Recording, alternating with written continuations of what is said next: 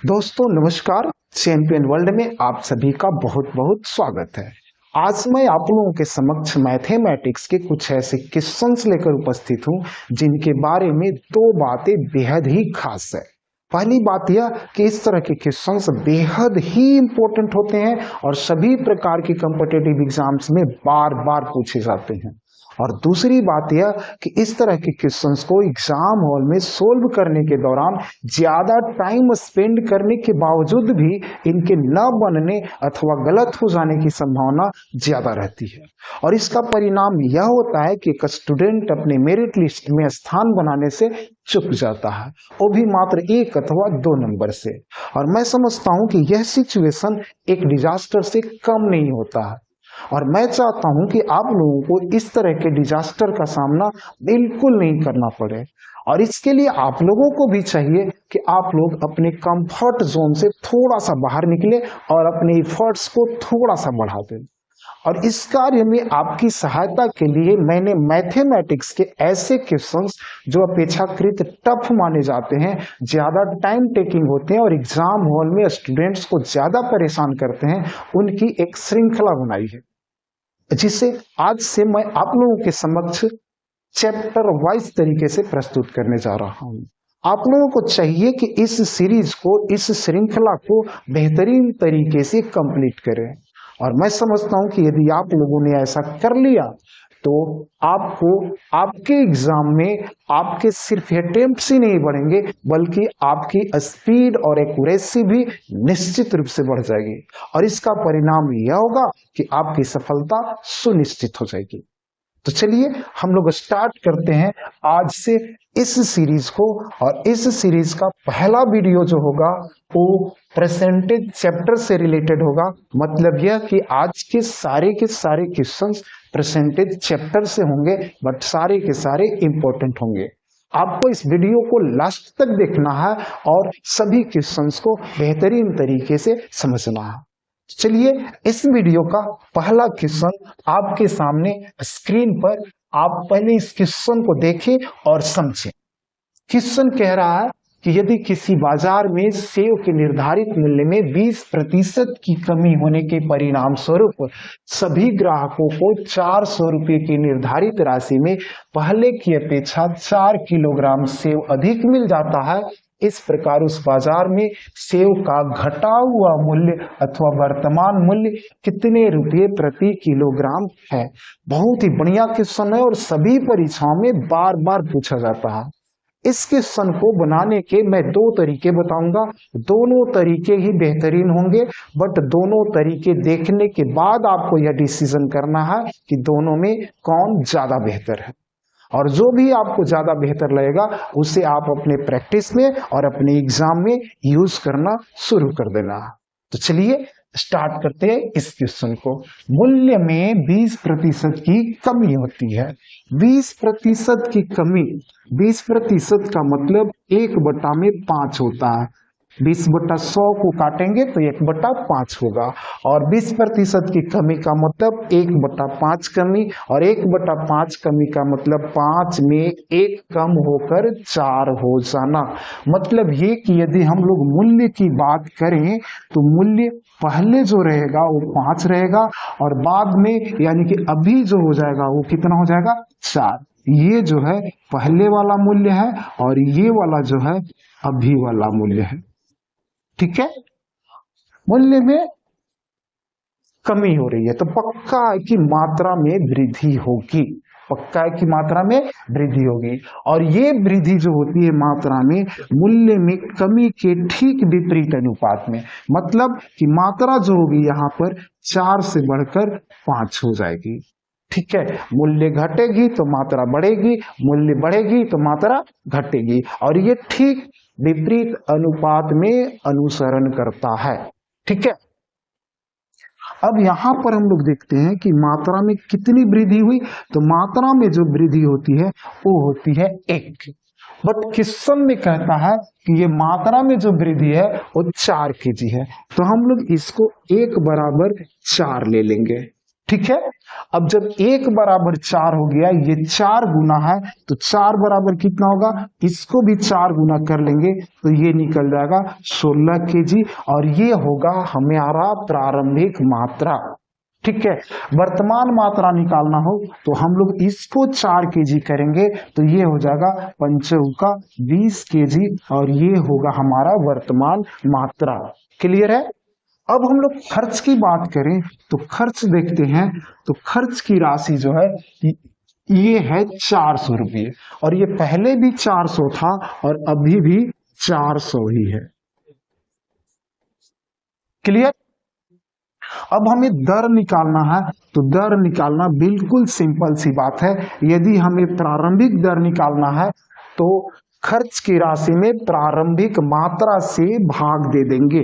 ठीक है, मतलब कि हम लोग 400 में प्रारंभिक मात्रा 16 से भाग दे देंगे तो ये कटेगा, 16 दूना का 32, 8 बचा, और ये हो गया 16 पचे 80, मतलब कि 25 रुपया प्रति किलोग्राम, और ये हमारा प्रारंभिक दर निकल गया। क्लियर है। बट हमें यहाँ जो है वर्तमान मूल्य निकालना है, वर्तमान दर। तो इसके लिए भी कुछ मुश्किल नहीं है, टोटल राशि में ही वर्तमान मात्रा से भाग दे देंगे तो ये हो जाएगा 400 और बट्टा में 20, और ये कटेगा 20 बार में, और ये हो गया हमारा 20 रुपया प्रति किलोग्राम, और ये वर्तमान दर या वर्तमान मूल्य निकल गया। तो बड़े ही आराम से हम लोग इस तरीके से वर्तमान दर और प्रारंभिक दर दोनों को निकाल सकते हैं। क्लियर है, कोई डाउट नहीं होनी चाहिए। चलिए अब मैं दूसरा क्वेश्चन को बनाता हूं। ठीक है, दूसरे वाला तरीका भी बताऊंगा, बट सबसे पहले इसी तरीके से दूसरे क्वेश्चन को बना देता हूं। यदि किसी बाजार में सेव के निर्धारित मूल्य में 25% की कमी होने के परिणाम स्वरूप सभी ग्राहकों को 240 रुपए की निर्धारित राशि में पहले की अपेक्षा 2 किलोग्राम सेव अधिक मिल जाता है, इस प्रकार उस बाजार में सेव का घटा हुआ मूल्य अथवा वर्तमान मूल्य कितने रुपए प्रति किलोग्राम है। चलिए यहाँ देखते हैं, तो यहाँ पर मूल्य में 25% की कमी हो रही है, और 25% की कमी मतलब 25/100 काटेंगे तो 1/4 होगा। मतलब यह कि यहाँ पर अगर हम लोग मूल्य की बात करें तो मूल्य जो है 4 में 1 कमी होने के बाद 3 हो जाता है। पहले वाला मूल्य जो है वो 4 और अभी वाला मूल्य जो है वो हो जाएगा 3। क्लियर है। चलिए अब हमें मात्रा की बात करते हैं, तो अब हमें समझ में आ चुका है कि ये मात्रा जो होगी बिल्कुल इसके अपोजिट रेशियो में, यानी 4 से घट के 3 है तो हम लोग 3 से बढ़ाकर इसको क्या कर देंगे 4। अब यहाँ देखते हैं कितनी वृद्धि हो रही है, तो यहाँ जो वृद्धि हो रही है वो है 1, बट क्वेश्चन कह रहा है 2 केजी वृद्धि हो रही है, तो बिल्कुल यहाँ पर 1 बराबर हम लोग ले लेंगे 2। क्लियर है। अब 1 बराबर 2 है, 2 गुना है, तो इसको अगर हम लोग दुगुना कर देते हैं 3 दूना 6 केजी, तो ये हमारा निकल जाएगा प्रारंभिक मात्रा। ठीक है, और यहाँ पर अगर हम लोग इसको दुगुना कर देते हैं तो ये 8 केजी निकल जाएगा, जो कि होगा हमारा वर्तमान मात्रा। क्लियर है। चलिए अब हम लोग खर्च की बात करते हैं। खर्च की राशि दोनों स्थितियों में एक समान है, जो कि 240 रुपया है। मतलब पहले का खर्च भी 240, अभी का खर्च भी 240। ठीक है। अब हमें दर निकालना है, तो दर के लिए बिल्कुल आराम से हम लोग क्या करेंगे, प्रारंभिक दर के लिए प्रारंभिक मात्रा से कुल राशि में भाग दे देंगे, यानी 240 बट्टा में प्रारंभिक मात्रा 6 केजी है, इसको काटेंगे तो 6 चौका 24, एक 0 भी आएगा, यानी कि 40 रुपया प्रति और किलोग्राम। बिल्कुल आराम से ये निकल गया हमारा प्रारंभिक दर। वर्तमान दर की बात करें तो कुल राशि यानी 240 में ही वर्तमान मात्रा यानी कि 8 केजी से भाग देंगे हम लोग, और ये हमारा वर्तमान दर निकल जाएगा। ये 3 बार में कटेगा, एक 0 भी आएगा, और ये होगा 30 रुपया प्रति किलोग्राम। बड़े आराम से हम लोग इसको बना सकते हैं। ठीक है, कोई दिक्कत बिल्कुल नहीं होनी चाहिए। चलिए अब मैं आप लोगों को दूसरा वाला तरीका बता देता हूं। सबसे पहले क्वेश्चन से ये स्टार्ट करते हैं। यहां देखते हैं कि मूल्य में 20% की कमी होती है और ये मात्रा जो है 4 किलोग्राम से अधिक मिलता है। क्लियर है? तो सबसे पहले हमें ये समझना है कि जितना मूल्य में कमी होगा मात्रा में उतनी ही वृद्धि होगी, और जितना मूल्य में वृद्धि होगी मात्रा उतना ही कम होगा। बिल्कुल एक तराजू के समान ये ऊपर नीचे समान रूप से होता रहेगा। ठीक है, इसका मतलब यह हुआ कि हम लोग 20% बराबर 4 kg लिख सकते हैं। तो यहां पर हम लोग 20% बराबर लिखेंगे 4 kg।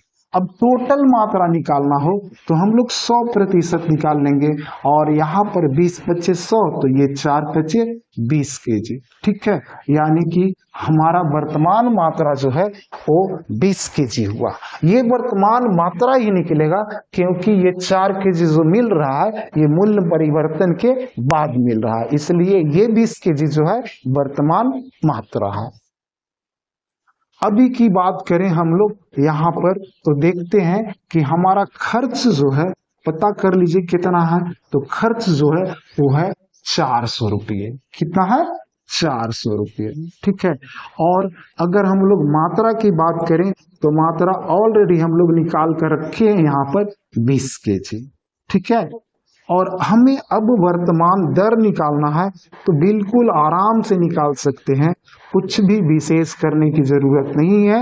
हम लोग कुल राशि यानी कि 400 में कुल मात्रा यानी 20 से भाग देंगे, तो ये 20 यहाँ 400 कटेगा और ये हो गया हमारा 20 रुपया प्रति किलोग्राम, और ये वर्तमान दर हाजिर। क्लियर है? अब आप लोग यहां पर ये पूछ सकते हैं कि क्या इस तरीके से प्रारंभिक दर नहीं निकलेगा? बिल्कुल निकलेगा, उसे भी बताऊंगा अगले टाइप में। ठीक है, यहां पर मैं दूसरे वाले क्वेश्चन को पहले बना देता हूं।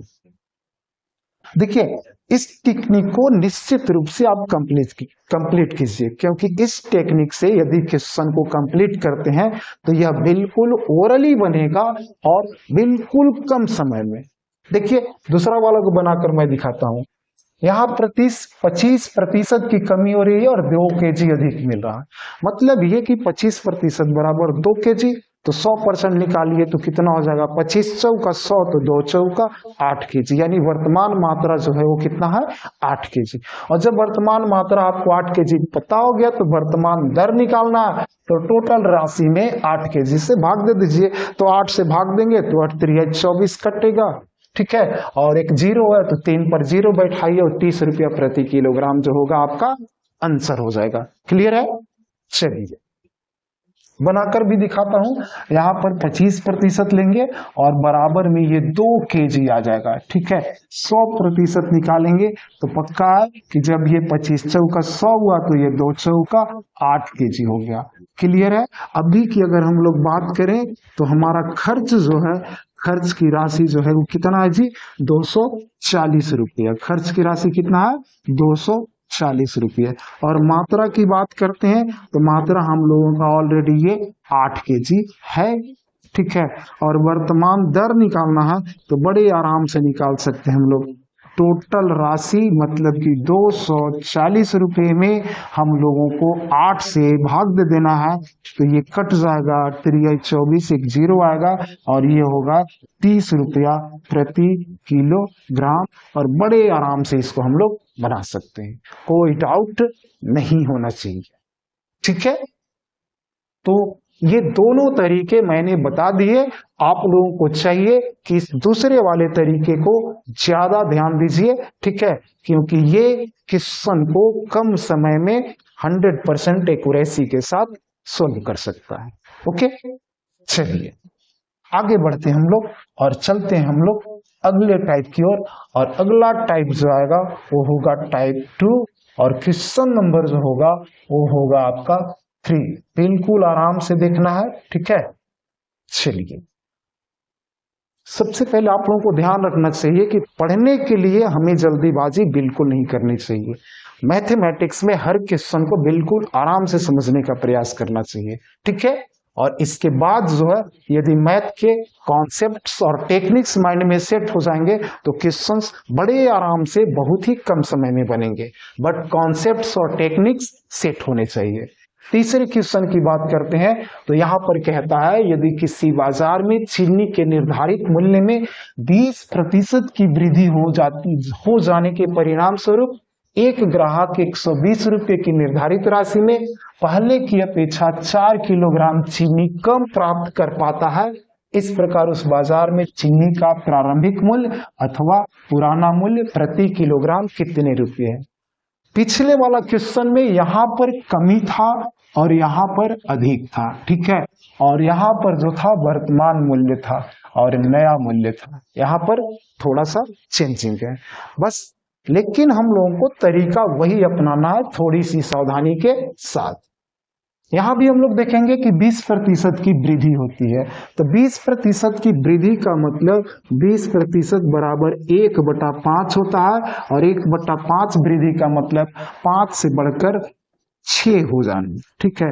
तो मूल्य की बात करेंगे हम लोग तो ये 5 से बढ़कर कितना हो जाएगा 6, मतलब कि पहले वाला मूल्य जो है वो 5 है और अभी वाला मूल्य जो है वो कितना है 6 है। क्लियर है। अब मात्रा की बात करते हैं तो यहाँ पर हम लोगों को बेहतरीन तरीके से समझ चुके हैं कि मात्रा जो होगी वो इसके विपरीत अनुपात में क्या होगी, घट जाएगी, यानी कि 6 से घटकर 5 हो जाएगी। तब देखते हैं हम लोग मात्रा में कितनी कमी होती है, तो यहाँ पर मात्रा में 1 की कमी होती है, बट क्वेश्चन कहता है कि ये 4 किलोग्राम कम होता है, तो यहाँ पर 1 बराबर हम लोग ले लेंगे 4, यानी कि ये 4 गुना हो रहा है, तो प्रारंभिक मात्रा के लिए हम लोग 6 को 4 गुना कर देंगे तो ये हो जाएगा 6 चौका 24 kg, और अगर वर्तमान मात्रा की बात करें तो ये हो जाएगा 5 चौका 20 kg। क्लियर है। प्रारंभिक मात्रा और वर्तमान दर दोनों आउट, ठीक है। अब यहाँ पर हम लोग देखेंगे तो खर्च की राशि की बात करेंगे तो खर्च की राशि कितनी है, ये पहले भी 120 रुपये थी और अभी भी 120 रुपये ही है, 120 और ये 120।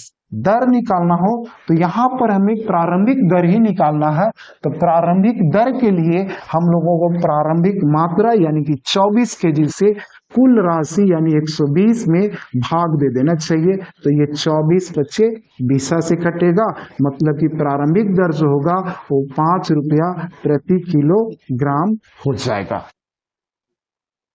यहाँ पर प्रारंभिक निकल गया, बट यदि क्वेश्चन में कभी वर्तमान दर निकालने की बात करें तब हम लोग क्या करेंगे, 120 में वर्तमान मात्रा यानी कि 20 kg से भाग दे देंगे, और 20 से भाग देंगे तो ये कटेगा 6 बार में, और ये आएगा 6 रुपया प्रति किलोग्राम।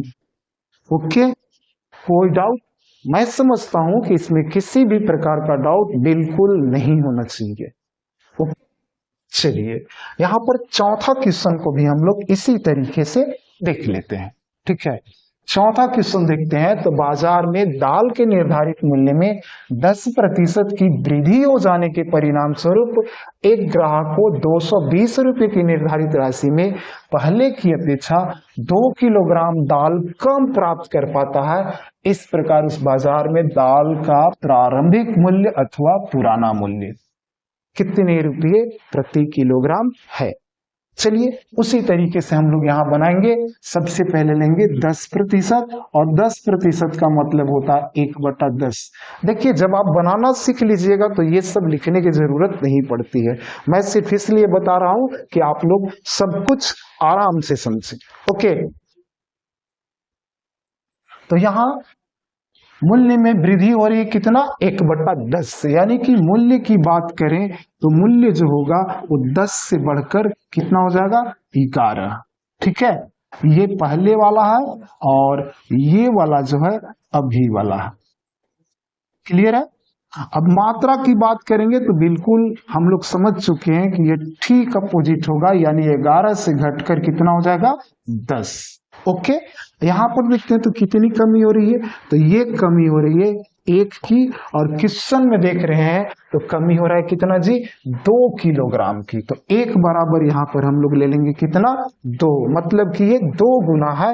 तो प्रारंभिक मात्रा के लिए 11 को 2 गुना कर देंगे तो ये हो जाएगा 22 केजी, और इसको 2 गुना कर देंगे तो ये वर्तमान निकल जाएगा 20 केजी। ठीक है, अब यहाँ पर हम लोग खर्च की बात करें तो खर्च की राशि जो है पहले कितना था, 220, और अभी भी 220, तो ये 220 और ये वाला भी 220। दर की बात करें तो हम लोग यहाँ पर यदि प्रारंभिक दर निकालना है तो प्रारंभिक मात्रा यानी 22 केजी से भाग देना है, तो 220 में 22 से भाग देंगे, ये 10 बार में कट जाएगा, मतलब कि 10 रुपया प्रति किलोग्राम जो होगा वो आंसर हो जाएगा। क्लियर? अब हमें यदि वर्तमान दर निकालना है तो कुछ नहीं करना, 220 में ही वर्तमान मात्रा यानी कि 20 से भाग दे देना है, तो ये कट जाएगा 11 बार में, और ये हो गया 11 रुपया प्रति किलोग्राम, और इस तरीके से ये कंप्लीट हुआ। क्लियर है? कोई डाउट नहीं होना चाहिए। चलिए अब हम दोनों क्वेश्चन को दूसरे वाले तरीके से बनाकर बताता हूं। यहां भी ठीक उसी तरीके से लेंगे, 20% बराबर क्या, 4 केजी। पहला वाला क्वेश्चन में देखते हैं, यहाँ पर 20% और बराबर हमको लेना है 4 केजी। टोटल मात्रा के लिए 100% हम लोग निकालेंगे, और ये हो जाएगा 20 पचे 100, तो ये 4 पचे 20 केजी। क्लियर है? अब यहाँ पर अभी नहीं, ये हमको पहले वाला मूल्य निकालना है, तो थोड़ा सा पहले की बात करते हैं। तो पहले हम लोग खर्च कितना करते थे जी, तो पहले खर्च की राशि देख लीजिए कितना है। खर्च की राशि है आपका 120 रुपया। खर्च कितना था, 120 रुपया। ठीक है, मात्रा की बात क्या कहा, यही पे सावधानी रखनी है। ठीक है ना, इस मेथड में यहीं पर सावधानी बरतनी है। ये जो 20 केजी है ये वर्तमान मात्रा है, पिछले क्वेश्चन में मैं बता चुका हूं। ठीक है ना, और ये जो वर्तमान मात्रा 20 केजी है पहले की अपेक्षा 4 केजी कम है, तो पक्का है कि पहले जो था मात्रा 20 की अपेक्षा 4 अधिक होगा, मतलब कि 24 केजी। बस इसी चीज का इसमें ध्यान रखना है। ठीक है, तो मात्रा हो गया। अब प्रारंभिक दर निकालना है तो बिल्कुल आराम से निकाल सकते हैं। प्रारंभिक दर बराबर 120 यानी राशि में 24 केजी, यानी मात्रा से भाग देंगे तो ये 5 बार में कटेगा, और ये हो गया 5 रुपया प्रति किलोग्राम। बिल्कुल आराम से निकलेगा, कोई डाउट नहीं होना चाहिए। इसको भी हम लोग ओरली बना सकते हैं। दूसरा वाला में देखिए ओरली बनाते हैं हम। यहाँ पे 10% की वृद्धि होती है, 2 केजी दाल कम मिलता है, तो 10% बराबर 2 केजी, तो 100% बराबर 10 दहिया 100, तो 2 दहिया 20 केजी मिलेगा। और 20 केजी जो मिल रहा है ये 2 केजी कम मिल रहा है, यानी 2 बढ़ाएंगे तब हमको प्रारंभिक मात्रा प्राप्त होगा, यानी 22 केजी। और 22 केजी से इस राशि में भाग दे देना है, तो 22 से भाग देंगे तो 10 आ जाएगा हमारा आंसर। क्लियर? लिखकर बताता हूं, यहाँ पर 10% लेना है, और 10% बराबर लेना हमको 2 केजी। 100% निकालना है हम लोगों को, तो ये हो जाएगा हमारा 10 दहिया 20, तो 2 दहिया 10 दहिया 100, तो 20 दही 2 दहिया 20 केजी। क्लियर है? कोई डाउट नहीं होना चाहिए। अब यहाँ पर पहले वाली बात करनी है, तो पहले वाली बात करते हैं हम लोग। तो सबसे पहले खर्च की बात कर लीजिए, तो खर्च जो हम लोग करते हैं वो 220 रुपया। ठीक है, कितना करते हैं, 220 रुपया। ओके, और मात्रा की बात करते हैं, तो चूंकि यहाँ पर प्रारंभिक मात्रा निकाला हुआ है 20 केजी, जो पहले की अपेक्षा 2 केजी कम है, तो पहले जो ये मात्रा होगी पक्का 22 केजी मिलेगी। ठीक है, और अब प्रारंभिक दर हम लोग बड़े आराम से निकाल सकते हैं। कैसे? प्रारंभिक दर के लिए हम लोगों को बस यहाँ पर क्या करना है, बिल्कुल आराम से प्रारंभिक दर में प्रारंभिक दर निकालने के लिए टोटल मात्रा यानी कि 220 रुपये में हम लोगों को टोटल मात्रा, टोटल राशि 220 में टोटल मात्रा 22 से भाग दे देनी है, तो ये कट जाएगा हमारा 10 बार में, और ये 10 रुपया प्रति किलोग्राम आंसर हो जाएगा। क्लियर है, कोई डाउट नहीं होनी चाहिए। तो चलिए अब हम लोग चलते हैं अगले टाइप में। ठीक है, ये क्वेश्चन भी, ये टाइप भी दोनों तरीकों से कंप्लीट हुआ। क्लियर है, अब अगला टाइप देखते हैं हमारे लिए क्या है। अगला टाइप जो आ रहा है वो टाइप 3 है और इसमें जो है क्वेश्चन नंबर जो है वो 5 है। ठीक है, तो 5 नंबर को देखते हैं हम लोग बिल्कुल आराम से।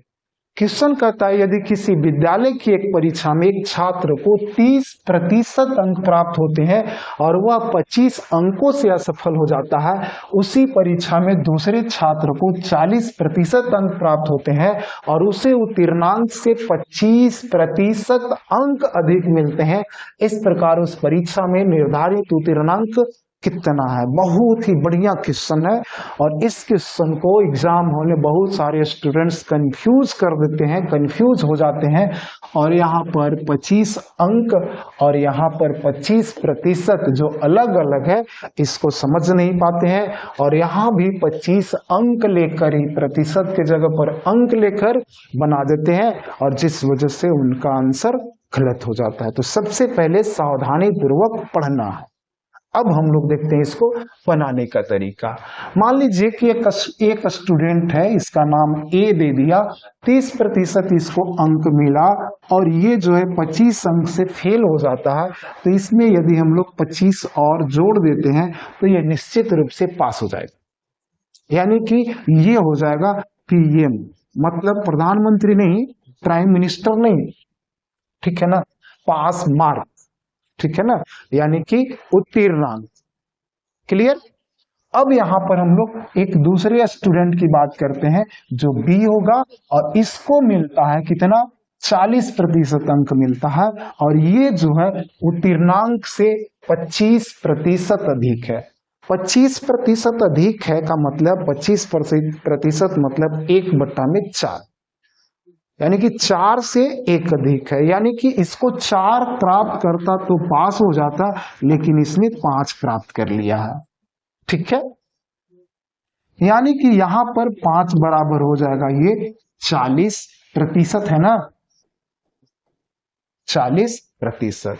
तो हमें 4 बराबर निकाल लेना है कि ये कितना में पास हो जाता, तो 4 बराबर निकालिए, पन्नी 8 40 तो 4 8 32% और ये भी हो गया PM, pass mark, not prime minister. Okay, अब यहां पर देखिए कि ये भी पास मार्क है और ये वाला भी पास मार्क है, दोनों पास मार्क है, तो हम लोग दोनों को बराबर कर सकते हैं बिल्कुल आराम से। तो हम लोग यहां देखते हैं 32% और बराबर में इसको लिखेंगे 30% और प्लस में कितना, 25, क्योंकि ये दोनों पास मार्क है तो दोनों बराबर होगा ही।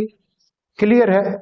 अब हम लोग यहाँ इसको लेफ्ट राइट कर दीजिए तो ये इधर आकर घटेगा तो ये 2% बचेगा और बराबर होगा ये कितना, 25।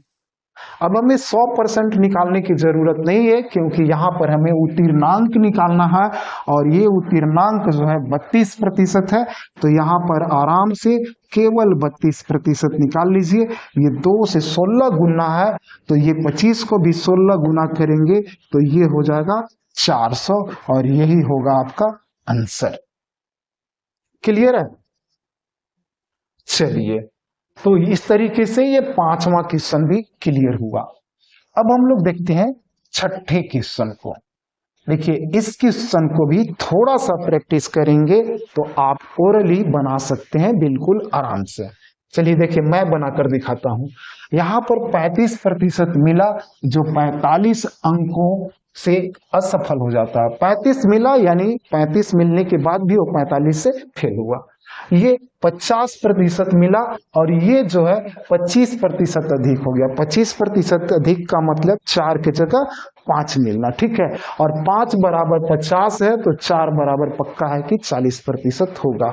और 40% और 35% का अंतर 5% होता है। 5% बराबर यहाँ 5 9 45 दिया हुआ है, ठीक है। तो यहाँ पर हमको पास मार्क 40% निकाले थे तो 5 9 45 तो 4 9 का 36, 360 इसका आंसर होगा। क्लियर है? तो आप ओरली बना सकते हैं। चलिए मैं इसको लिख कर बना देता हूं। पहले तो है ए को मिला कितना जी, 35% और प्लस में 45 मिलेगा, तब ये पास मार्क हो जाएगा, तब ये पीएम बन जाएगा। ठीक है, पीएम बन जाएगा, मतलब समझ रहे हैं आप लोग, नोट प्राइम मिनिस्टर, पास मार्क। ठीक है, यहां पर बी की बात करें तो बी को जो है 50% मिलता है और इसको 25% अधिक यानी कि 5 मिला, जबकि इसको चाहिए था कितना, 4 यानी 40%। अब ये वाला भी जो है पीएम है। ठीक है, अब हम लोग इसको और इसको बराबर कर सकते हैं, तो आराम से लिखिए 40% बराबर में 35% और प्लस में 45। क्लियर है? अब इसको इधर ले आइए तो ये हो जाएगा घटने के बाद 5% और बराबर हो जाएगा 45। अब हमें पास मार्क निकालना है तो इसको निकाल लेते हैं 40%। ठीक है, और निकालेंगे तो ये 5 नवा 45 है, तो ये 4 नवा 36 और 1 जीरो और आएगा और ये हो जाएगा 360 और यही हो गया आपका आंसर। बिल्कुल आराम से बनाया जा सकता है। क्लियर है? चलिए थोड़ा सा और आगे बढ़ते हैं। ठीक है, और देखते हैं हम लोग अगले टाइप में हमारे लिए क्या है। अगला टाइप आ रहा है 4। ठीक है, और इसमें जो क्वेश्चन नंबर आ रहा है वो है आपका 7। चलिए इसको भी बिल्कुल ध्यान से देखते हैं। ठीक है, क्वेश्चन कह रहा है एक वार्षिक परीक्षा के प्रश्न पत्र में कुछ निश्चित प्रश्न थे। एक परीक्षार्थी ने पहले 50 प्रश्नों में से 40 प्रश्नों का और शेष प्रश्नों में से 40% प्रश्नों का सही उत्तर दिया। यदि सभी प्रश्नों के अंक एक समान हो तथा उस परीक्षार्थी ने 60% अंक प्राप्त किए हों तो परीक्षा में प्रश्नों की कुल संख्या कितनी थी। ये भी क्वेश्चन बहुत बढ़िया है। ठीक है, चलिए हम लोग देखते हैं। तो ये कह रहा है कि जो भी परीक्षा में प्रश्न थे वो 2 भाग में थे, पहला में 50 था, दूसरा में कितना था ये मालूम नहीं है। तो यहाँ पहले 50 प्रश्नों में से कितना हल किया जी, 40 प्रश्नों को हल किया। दूसरे भाग में प्रश्नों की संख्या में मालूम नहीं है तो एक से रख लेते हैं, बट ये बता रहा है कि यहाँ पर 40% हल हुआ और साथ ही साथ हमें ये भी बताया जा रहा है कि टोटल उसको 60% अंक मिल जाते हैं। तो यहां पर आप लोगों को सबसे पहले एक बात माइंड में सेट करनी चाहिए, किसी भी क्वेश्चन में, किसी भी चैप्टर में यदि फर्स्ट पार्ट और सेकेंड पार्ट और टोटल पार्ट का सिचुएशन बनता है तो इस तरह के क्वेश्चन को हमेशा एलिगेशन से बनाना चाहिए। जैसे यहाँ पर सिचुएशन बना, पहला भाग यहाँ है, फर्स्ट पार्ट और सेकेंड पार्ट ये है और टोटल पार्ट ये है। जैसे ये नजर आता है हम लोगों को सीधा एलिगेशन की तरफ जाना चाहिए, बट वहां पर शर्त एक रखना चाहिए कि सभी क्वेश्चंस के यूनिट्स सेम हो। जैसे अगर परसेंटेज में हो तो सभी परसेंटेज में, अंक में हो तो सभी अंक में, रुपये में हो तो सभी रुपये में, पैसे में हो तो सभी पैसे में, मीटर में हो तो सभी मीटर में। ठीक है ना, इस तरह के यूनिट्स पे ध्यान देना जरूरी है। यहाँ हम लोग ध्यान देते हैं तो यहाँ पर 2 परसेंटेज में है बट ये तीसरा नहीं है, लेकिन यहाँ पर एक सुविधा है कि हम लोग परसेंटेज निकाल सकते हैं, इसलिए इस क्वेश्चन को एलिगेशन से बना सकते हैं। क्लियर है? 50 में जब 40 हल होता है तो कि 100 में कितना हो जाएगा, 80 हो जाएगा। यानी कि पहले पार्ट में 80% सोल्व होता है, दूसरे पार्ट में 40% सोल्व होता है और टोटल पार्ट में जो है 60% सोल्व होता है। इसको इस तरीके से लिखेंगे और इनके डिफरेंट को इसी तरीके से सामने लिखेंगे तो इसका 60 और 80 का अंतर हो जाएगा 20 और इधर से 40 और 60 का अंतर कितना हो जाएगा, इधर से भी हम लोग देख रहे हैं तो ये हो जाएगा 20। क्लियर है? 20:20 यानी काटेंगे तो 1:1 आ जाएगा हमारा। अब यहां पर देखना है क्वेश्चन की संख्या निकालनी है, तो यहां पहले पार्ट में बता रहा है कि क्वेश्चन की संख्या 50 है, तो यहां पर हम लोग 1 बराबर 50 लिख सकते हैं। तो जब यहां 1 बराबर 50 है तो यहां भी 1 बराबर तो 50 ही होगा पक्का। अब टोटल क्वेश्चन बोल रहा है तो इन दोनों को जोड़ दीजिए और ये हो गया 100 और ये हो गया आपका आंसर। क्लियर है? बिल्कुल आराम से बना सकते हैं इस तरह के क्वेश्चन को, बस थोड़ा सा बेहतरीन तरीके से समझने का प्रयास कीजिए। ठीक है, चलिए आगे बढ़ते हैं हम लोग और देख लेते हैं एक और क्वेश्चन है इसमें 8वां। यहां देखते हैं तो यहाँ पर वार्षिक परीक्षा के प्रश्न पत्र में कुछ निश्चित प्रश्न थे। एक परीक्षार्थी ने पहले 20 प्रश्नों में से 15 प्रश्नों का और शेष प्रश्नों में से 1/3 प्रश्नों का सही उत्तर दिया। यदि सभी प्रश्नों के अंक एक समान हो तो परीक्षार्थी ने टोटल 50%। इसे भी हम लोग निश्चित रूप से बना सकते हैं। पहले पार्ट में देखते हैं तो 20 में 15 सोल्व होता है और दूसरे पार्ट में क्वेश्चन की संख्या नहीं मालूम है और हल जो होता है वो 1/3 हल होता है। तो यहाँ पर परसेंटेज नहीं मालूम है, बट हम लोग इसको परसेंटेज में कन्वर्ट कर सकते हैं और टोटल जो है वो 50% है। ठीक है, चलिए तो ये 20 में 15 तो 100 में कितना, 20 × 100 तो 15 × 75%, यानी पहले भाग में जो है 75% हल हो गया। दूसरे भाग में 1/3 हल होता है तो इसको हम लोग 1/3 को परसेंटेज में चेंज कर सकते हैं 100 से गुना करके। तो यानी कि ये 1/3 और इसमें हम लोग 100 से गुना कर देंगे तो ये परसेंटेज में कन्वर्ट हो जाएगा। मतलब कि यहाँ पर हो जाएगा 100 और बट्टा में कितना 3 और टोटल वाला पार्ट तो ऑलरेडी हमको मालूम है कितना 50। अब आप इसको एलिगेट कर दीजिए। एलिगेट करेंगे तो इधर का अंतर निकालते हैं तो साफ नजर आ रहा है कि ये 25 होगा और इधर का निकालेंगे तो 50 या 150 हो जाएगा और 150 में से 100 हो जाएगा तो 50 बचेगा और बट्टा में हो जाएगा 3। काटिए इसको तो ये कट जाएगा 2 बार में, यानी कि 2 और अनुपात में हो जाएगा 3। ठीक है, ये 3 उधर चला जाएगा। क्वेश्चन की बात करते हैं तो यहाँ पर पहले भाग में दिया हुआ है 20, यानी कि 2 बराबर है, यहाँ पर दिया हुआ है कितना 20 और अगर 2 बराबर 20 है तो पक्का है कि 3 बराबर कितना होगा 30 होगा। ठीक है, और टोटल क्वेश्चन पूछे तो इसको जोड़ दीजिए और ये हो जाएगा 50 और ये हो गया आपका आंसर। बिल्कुल आराम से निकलेगा। चलिए हम लोग और थोड़ा सा आगे बढ़ते हैं और देखते हैं कि आगे इस खजाने में हमारे लिए क्या है।